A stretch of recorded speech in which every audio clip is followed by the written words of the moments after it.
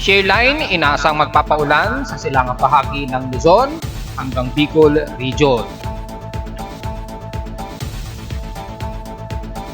At partly to Muslim Cloudy, iiral silang bahagi ng Central at bahagi ng NCR ay magkakaroon ng mga isolated showers.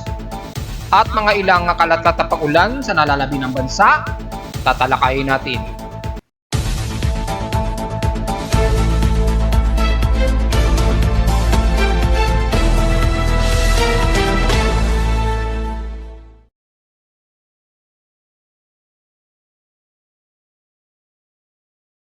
Hello, good morning mga folks. Welcome po muli sa ating daily weather bulletin at analysis para sa araw ng Miyerkules, October 18, 2023. Ang oras natin po is from umaga ay alas 10:19 na ng umaga. Inaasahan ng extension ng shear line sa may silangang bahagi ng Luzon na nagpapang-abot sa bahagi ng Bicol Region na magkakaroon ng mga inaasahang kalatkat na pag-ulan mula dyan sa bahagi ng Isabela pababa ng Camarines Norte. At kitang-kita sa ating Doppler radar SAT microwave imagery ang mga kalat-kalat na ito na mga kaulapan na may dalang naglalaro sa at least mga hanggang 5 to 10 millimeters na rain velocity, pero scattered ito sa iba't ibang bahagi ng Camarines Norte at ilang bahagi ng Northeastern Luzon. Kinaasahan ng mga kalatrat din ng mga pagkulog at pagkidlat, especially sa may bandang Quezon at Bicol Region provinces ngayong umaga. Sa ating current conditions, overcast po, gloomy, hazy po ngayon na inaasahan natin at mostly cloudy ang iiral kabilang na ang Metro Manila dahil sa lumalawak na kaulapan dito sa may silangang bahagi ng Luzon hanggang sa parte ng silangang parte ng Bicol Region ngayong araw. At makikita sa ating live CCTV snapshots ay katamtaman at mostly cloudy ang umiiral sa amin dito sa amin sa Caloocan City. So asahan yan sa iba't ibang bahagi ng Metro Manila at Caratig Luzon hanggang maghapon. Sa lowest na temperatura na itala na aking weather station kaninang 4:56 AM, nakapagtala kami ng 26.8 degrees Celsius na pinakamababa na temperatura. Kahapon naman nakapagtala kami ng maalinsangang panahon pa rin. Despite na medyo partly cloudy na umabot ng 33.6 degrees Celsius, kahapon ito ng tanghaling tapat at 12:42 PM. At sa ating PH streams in past 24 hours, nangunguna ang Zamboanga Peninsula na may pinakamaalinsangang temperatura na umabot sa 35.4 degrees Celsius. Sa lowest temperature naman sa Baguio City, almost stationary lamang sa kanila at 16.8 degrees Celsius. Pero pagdating naman sa Inulan, ay umulan naman ng 72.5 mm ang bahagi ng Tayabas sa bandang Quezon na umabot ng 72.5 mm nga. Kahapon, medyo inulan din kami ng light to moderate showers lamang na panandalian lamang na umabot sa 2.7 mm ang total rainfall. At dahil sa 33.6 degrees ang temperatura namin kahapon, inasahang mahagyang mataas ang ating heat index na umabot sa 44.2 degrees Celsius ang init pandama. Kung tatabi natin sa heat index ni Pag-asa kahapon, ay halos magkapantay lang kami ng Masbate na nasa total of 44 degrees Celsius din ang temperatura. Na po pangalawa lamang halos ang bahagi ng Legazpi at Bay at Dayat Camarines Norte. At sa lagay ng ating volcanic thermal alert status, aktibo pa rin sa anomaly high itong si Mayon Volcano. Extended na naman ang kanyang paglalabas ng kanyang magmatic intrusion. At kung sisilipin natin ang kanyang variable radiated power ay maabot po sa 130 megawatts po ang kanyang variable radiated power. So mataas po ito. At typically na pag-intrusion lamang ng mataas na magma sa pinakabunganga ni Mayon Volcano. So pakiobserbahan na lamang sa mga kabayan natin dyan sa bahagi ng Legazpi o malapit sa paligid ni Mayon Volcano. At inaasahang mataas ang kanyang BIRS na nasa 100 o 60 to 100% pa rin yung kanyang confidence level. Sa ating outside humidity, katamtaman ng mataas na kanyang humidity at 76%, pero tumataas ito ng 5% since last hour. So ang ating atmospheric pressure, mataas po at 1,013 hectopascals. Steady ito since last hour. So ramdam pa rin ang daloy ng mahinang habagat sa atin at sinasabay na ito ng frontal system at yung pagitan nito na shear line. Nasa magpapaulan sa bahagi ng silangan ng Luzon. Sa atin ng low tide ay kasalukuyang bahagyang tumataas na ito pero nasa 4 hours o halos 4 hours o to be exact of 3 hours and 52 minutes para mag high tide mamayang konti, mamayang hapon at 2:18 p.m. So medyo hindi muna sila makakalapit ng pinakapampang, pero kaya pa rin sa may bandang malapit-lapit sa pampang ng Manila Bay, makakapangisda pa rin sa paligid. At wala naman tayong bad air quality ngayon dahil mababa ang ating air concentration. Ang index ay 36 lamang. At sa ating almanac, sumikat ang haring araw kaninang 5:48 a.m. at tinasang lulubog ito mamayang 5:34 p.m. At sa ating buwan na nasa 12% na po ang illuminated nito, yung susunod na full moon nito ay yun ang ni-expect natin na partial lunar eclipse na ating pinakahihintay. So take note yan ha. Ngayon ay nasa waxing crescent na po ito na 12% illuminated. Sisikat ko ito o sumikat kaninang 8:42 a.m. at inasa lulubog ito mamayang gabi 8:10 p.m. At sa ating local weather outlook para ngayong Miyerkules at Huwebes, inaasahang magiging partly cloudy ang maghapon na medyo mataas ang UV index natin at least hanggang UV 7. Ganon din bukas magiging partly to cloudy o mostly cloudy maghapon natin na asahan ng mga localized thunderstorms. Ngayong araw, while uncertain ang tsansa ng pag-ulan dahil walang nakataas na percentage, pero bukas, nasa 76% ang tsansa ng pag-ulan bukas ng Huwebes. Today, highest and lowest temperature expected ay nasa 31 to 32 degrees Celsius and lowest temperature expected ay nasa 25 to 26 degrees Celsius. Dako agad tayo sa ating ginagamit na satellite imagery para sa weather analysis natin ngayong araw ng Miyerkules.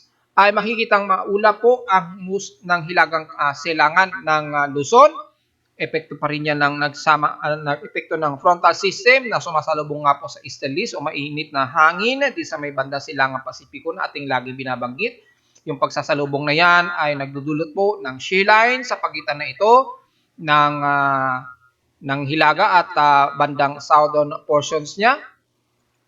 Yan, kung bibigyan natin ng pinaka-mas detail, yan. Yung salubungan po ng malamig at mainit ng dalawang easterlies na ito, na isang cold easterlies and warmer easterlies sa may silangang Pasipiko.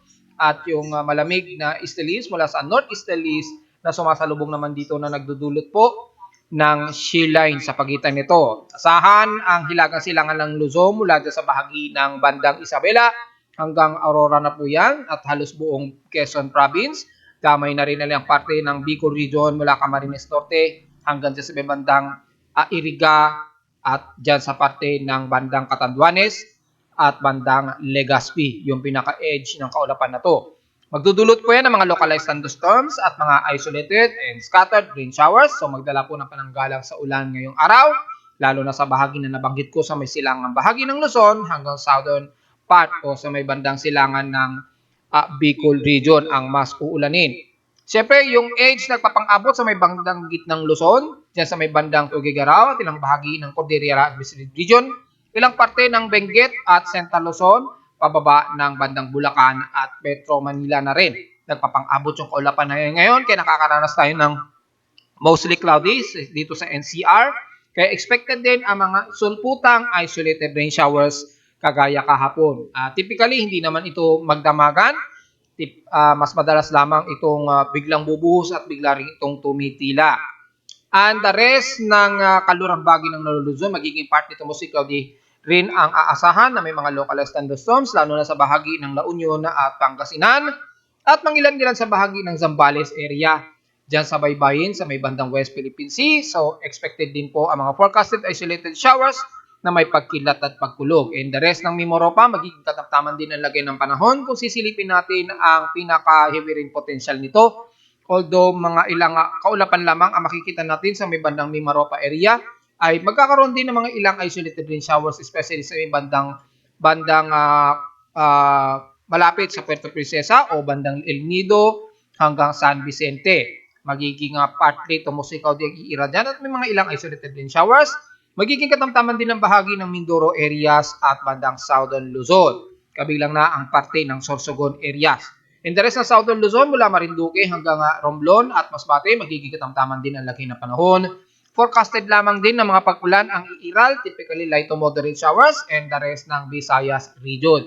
Hindi na natin masyado isa-isa yan dahil generally magiging katamtaman po ang lagay ng buong Visayas area, mapasilangan man yan, mapakanluran. So forecasted lang din na magkakaroon ng mga kalat-kalat sa pag-ulan na may ilang pag-idlat at pagkulog.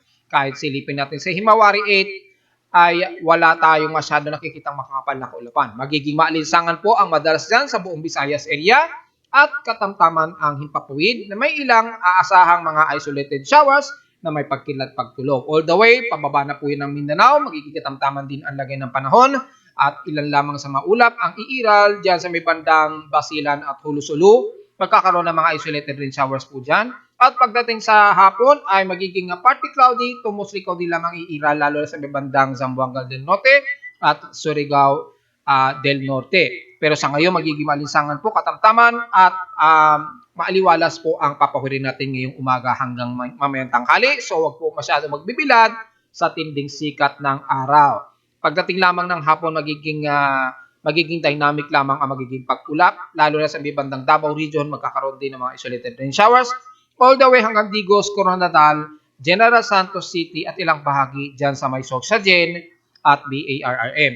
Generally, magiging maalinsangan po ang panahon natin sa halos buong areas ng Mindanao Region. So far, yung ating potentially na binabantayan, patawid ng Mid-Pacific ay mataas na nga po, umaabot na po sa 30 to 40%. Yung anomaly, ito yung posibleng nating binabantayan na maaaring kumilos ito pakanluran. Pero may mga computer models na nagsasuggest na ipinapakita na pagpasok nito malapit sa may bandang Eastern Guam ay bahagya daw itong kikilos pa west, northwestward. So medyo crucial yung mga pinapakita ng ensemble at mga computer models sa ngayon.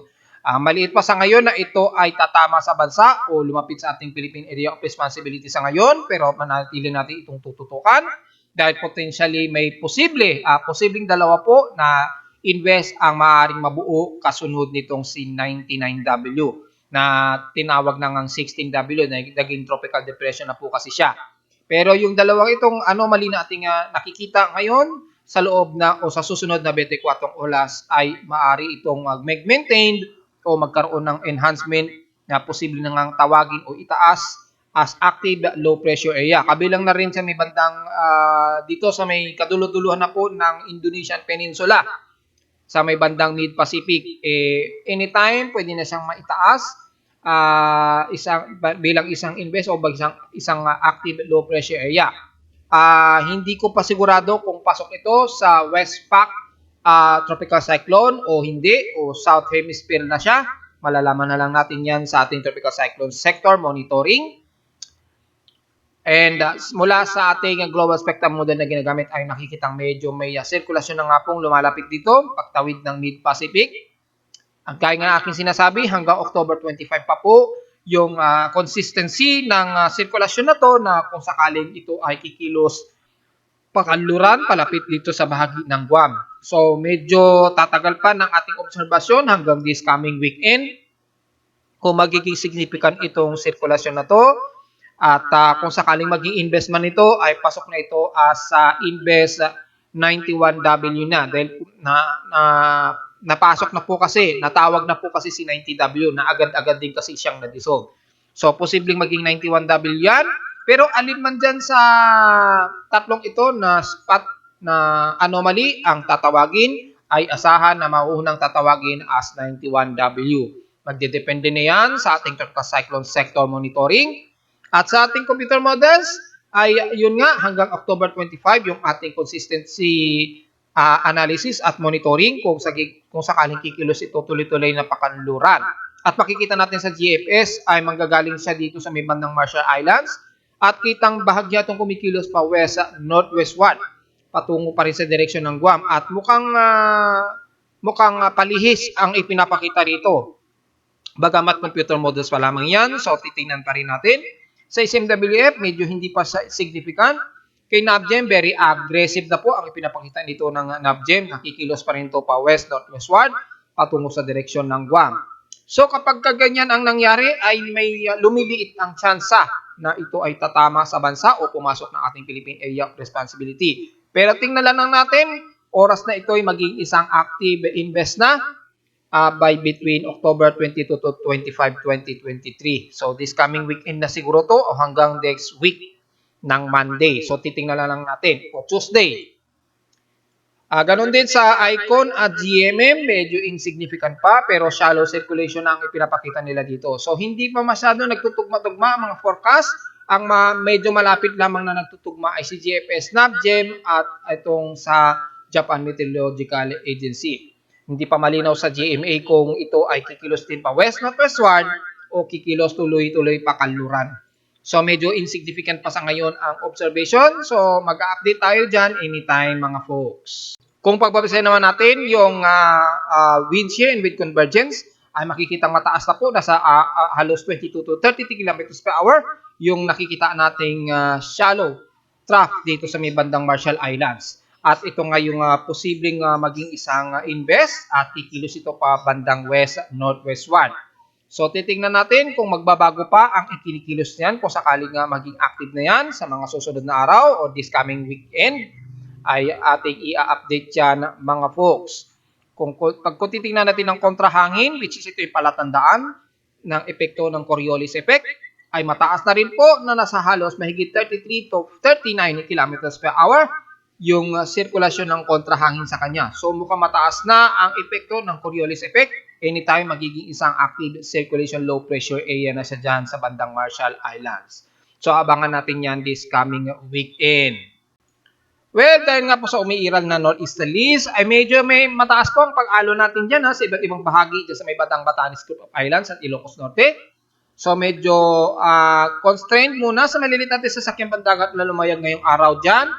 Dyan sa may bandang Ilocos Norte, of course, at dyan sa may bandang Ilocos Sur, of course. Sa may bandang Silangan naman, medyo kaya-kaya naman. Ingat na lamang po kung sakali na mataas ang alon dyan within 5 nautical miles. Ay wag muna pong mag-further sa 5 nautical miles. Pero mamayang hapon o gabi ay mukhang kakalma din naman ang karagatan dyan. Hanggang dyan sa may bandang Cagayan, of course. And the rest ng bansa ay wala namang problema. Pwede po tayong lumayag dyan, maging sa malilit nating sasakyang pandagat. At narito naman natin dito ito weather forecast para sa araw ng Miyerkules, October 17, 2023.